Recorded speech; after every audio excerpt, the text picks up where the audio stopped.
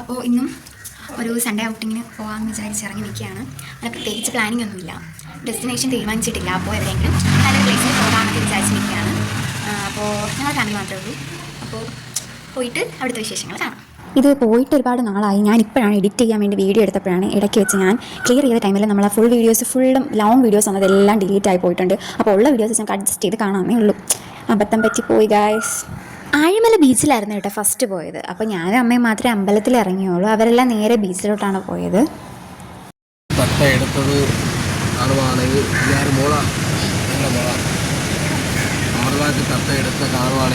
അപ്പോഴാണ് ഒരു കൈനോട്ടക്കാരൻ വന്നേട്ടോ. അങ്ങനെ അയാൾ പറയുന്ന ഫുൾ കേട്ടോണ്ടിരുന്നു. ആദ്യമൊക്കെ ഫുൾ കറക്റ്റാണ് പറഞ്ഞതെന്നൊക്കെ ഞങ്ങൾക്ക് തോന്നി. എത്രത്തോളം ഇതിന് യോജിക്കുന്നുണ്ട് ഇല്ല എന്നൊക്കെ അവരവരുടെ പെർസ്പെക്റ്റീവാണ്. എന്നാലും ഒരുവിധം കാര്യങ്ങളൊക്കെ ആൾ കറക്റ്റാണ് പറഞ്ഞത്.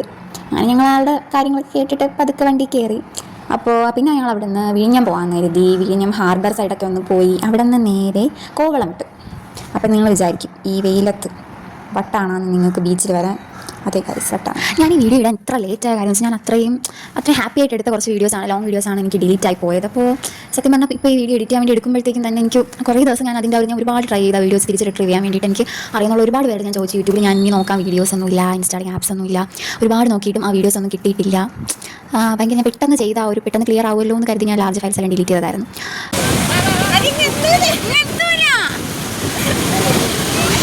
അങ്ങനെ ഞാൻ പറഞ്ഞു നിർത്തി. ഞങ്ങൾ കോവളം ബീച്ച് എത്തിയിട്ടുണ്ടായിരുന്നു. അപ്പോൾ ചേട്ടനും അച്ഛനും ഇറങ്ങിയിട്ടില്ല, അവർ മുകളിൽ ഇരിക്കുകയായിരുന്നു. അപ്പോൾ അമ്മ ജസ്റ്റ് ഒന്ന് ഇറങ്ങിയിട്ട് പോകാമെന്ന് കരുതി ഞങ്ങളുടെ കൂടെ വന്നതാനായിട്ട്. നിങ്ങൾ വിചാരിക്കും ഇവരെന്ത് യൂണിഫോമെന്ന്. സത്യം പറഞ്ഞാൽ യൂണിഫോമായിട്ട് ഞങ്ങൾ ഒരുമിച്ച് പ്ലാൻ ചെയ്തിട്ടതല്ല. അവരവർ കംഫർട്ടബിൾ ആയിട്ടുള്ള ഡ്രസ്സ് എടുത്തപ്പോൾ കളർ സെയിം ആയി പോയി. അങ്ങനെ ഇട്ട് ഇറങ്ങി. പിന്നെ ഇട്ടതല്ലേ നിപ്പിങ് ഇറങ്ങിയതാണ്. അങ്ങനെ ഞങ്ങൾ അവിടെ നിന്ന് ബീച്ചിനൊക്കെ ബായ് പറഞ്ഞ് നേരെ വണ്ടി കയറി. സത്യം പറഞ്ഞാൽ ഞങ്ങൾ 5 പേര് ഇത്രയും ഹാപ്പി ആയിട്ടുള്ളൊരു ഡേ വേറെ ഇല്ലായിരുന്നു. എന്ന് വെച്ചാൽ ഞങ്ങൾ ഒരുപാട് ഡേയ്സ് ആയിട്ട് ഞങ്ങൾ ഇങ്ങനെ മാനിഫെസ്റ്റ് ചെയ്തിരിക്കുന്ന ഒരു ഡേ ആയിരുന്നു ഇത്. ഒരുപാട് എല്ലാ ഫാമിലീസും ഓണത്തിനായിരുന്നാലും ഓരോ വെക്കേഷൻ ഓരോ സ്ഥലത്ത് പോകും. നമ്മുടെ ഇപ്പോൾ റിലേറ്റീവ്സ് ആയിരുന്നാലും കസിൻസ് ആയിരുന്നാലും ഫ്രണ്ട്സ് ആയിരുന്നാലും അവർ ഫാമിലിയായിട്ട് പോകുന്ന കാണുമ്പോൾ ഞങ്ങൾ എപ്പോഴും ആലോചിക്കാറുണ്ട് നമുക്ക് അങ്ങനെ പോകാൻ പറ്റും. ഞങ്ങൾക്ക് അപ്പോൾ അതിനുള്ളൊരു സാഹചര്യം അല്ല. എന്നെ പേഴ്സണലി അറിയാവുന്നവർക്ക് അറിയാം. അച്ഛൻ്റെ ഫിസിക്കൽ കണ്ടീഷനൊക്കെ വെച്ചിട്ട് അച്ഛനങ്ങനെ ഒരുപാട് ദൂരം ട്രാവൽ ചെയ്യാൻ പറ്റത്തില്ല.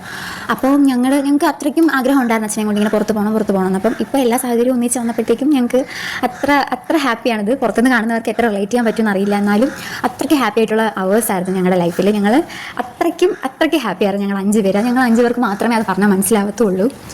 അങ്ങനെ കാര്യം പറഞ്ഞ് വീഡിയോ പോയത് അറിഞ്ഞില്ല. അപ്പോൾ ഉച്ചയായി വിശപ്പിൻ്റെ വിളി വന്നപ്പോഴേക്കും ഞങ്ങൾ വിഴിഞ്ഞ ഹാർബറിൻ്റെ അടുത്തുള്ള കടൽ റെസ്റ്റോറൻറ്റ് ഒരു ഫേമസ് റെസ്റ്റോറൻ്റ് ആണ്. അങ്ങനെ അവിടെ കയറി ഫുഡൊക്കെ ഓർഡർ ചെയ്തിട്ട് ഫുഡിന് വേണ്ടി വെയിറ്റ് ചെയ്തിരിക്കുകയാണ് കേട്ടോ. നല്ല കിഡിലെ ആംബിയൻസ് ആണ്. ഒരു രക്ഷയില്ല. നൈറ്റൊക്കെ വരികയാണെന്നുണ്ടെങ്കിൽ നല്ല അടിപൊളി ആംബിയൻസ് ആണ് ഇവിടെ. ഫുഡും അത്യാവശ്യം നല്ല ഫുഡ് തന്നെയാണ്.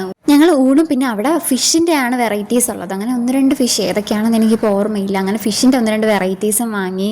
പിന്നെ നെയ്ച്ചോറ് അങ്ങനെ കുറച്ച് ഐറ്റംസാണ് ഞങ്ങൾ വാങ്ങി നേരെ പാഴ്സൽ ചെയ്ത് വീട്ടിലേക്ക് പോയി.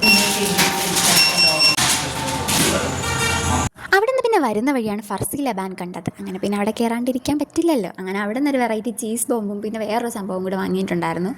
അതും കൊണ്ട് നേരെ വീട്ടിലേക്ക് ചെന്ന് നേരെ ഫുഡ് അടിക്കുക, കിടന്നുറങ്ങുക. അങ്ങനെ വഴിയിൽ നിന്ന് കണ്ട സാധനങ്ങളെല്ലാം വാങ്ങി വീടെത്താറായി. അങ്ങനെ നേരെ വീട്ടിൽ പോയി ഊണൊക്കെ കഴിഞ്ഞതിന് ശേഷം ഊണിൻ്റെ വീഡിയോ ഒക്കെ എടുക്കാൻ മറന്നുപോയി കേട്ടോ.